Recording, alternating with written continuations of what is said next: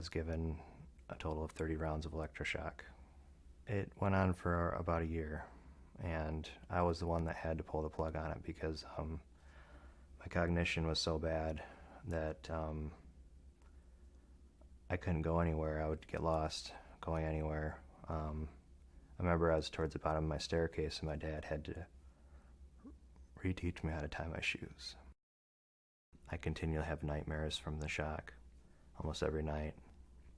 I've dealt with spontaneous seizures for a while, where I dealt with like absent seizures, where I just kind of stare off into space for a long time, and my heart would kind of like beat irregularly.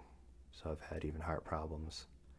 I had to even see a cardiologist actually after the shock because I kept having heart arrhythmias, and I dealt with a lot of apathy for a long time, just feeling really unmotivated. Hard to really engage into things.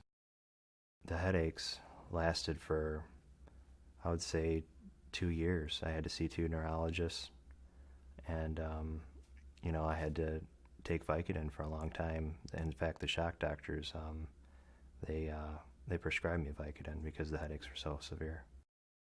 They said that everything would be short-term memory problems, and all the memories would come back. And so I really believe them, but still to this day, I have not one memory of my high school. I graduated in 2007, and I have not one memory of high school, middle school, my childhood, everything. It's a constant identity crisis every day. I don't know really who I am. I was an honor roll student in high school, my junior and senior year, and after shock, my IQ was measured at 78, which I believe 75s rendered mentally retarded. So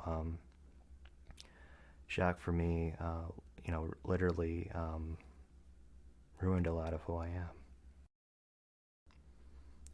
With shock, they always emphasize about loss of autobiographical memories, but the reality is that there's a lot of psychological effects that happen too. Because you put so much trust in the doctors that this is safe and effective, and that the effects are temporary. I have a hard time trusting really any doctors anymore. I have a hard time with interpersonal relationships, of trusting people in general. There's a betrayal. There's sense of abandonment, really, in a sense, because there is no sense of rehab after shock. You're on your own. You can't. It's not like a concussion or head injury where you can go to a rehab clinic. You're on your own. It was coming up to about 30 shocks, and I realized that I really had to stop, and the shock doctor just wanted me to keep going to like 36 or more. He just said, well, no, let's just keep going. And so I said, no, I really need to stop. I can't do anything anymore. I mean, I couldn't. I had a hard time reading and writing and doing everything. Every simple task, was so difficult for me. He just said, well, let's just keep going. And I was really just bold and just said, no, I really need to stop. And he said, okay, yeah, sure, I'll just take the summer off, and you can come on back. He told me about a story about a girl that's been coming in since the early 90s. She's had over 300 shocks, and he said that her memory's great. And I knew that was just a lie, because I knew the way that I was feeling. And so I knew that I had to get out of there. It's truly, in my opinion, a rape of the soul. It's really a rape of the soul because you're not the same person after shock.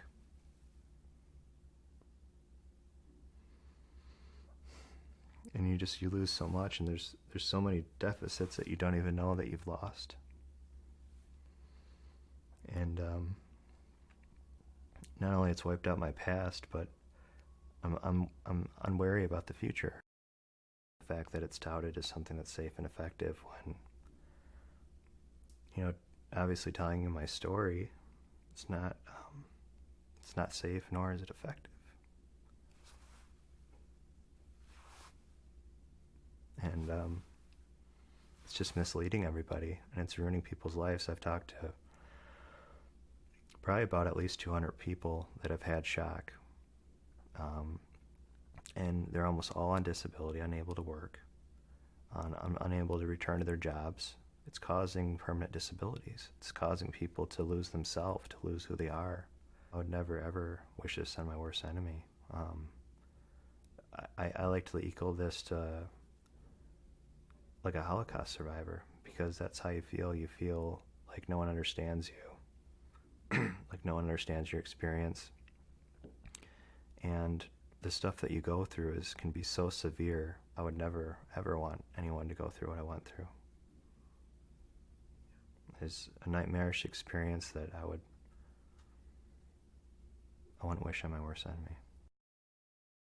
Unless you've had shock, you're the only person that will truly understand that devastation.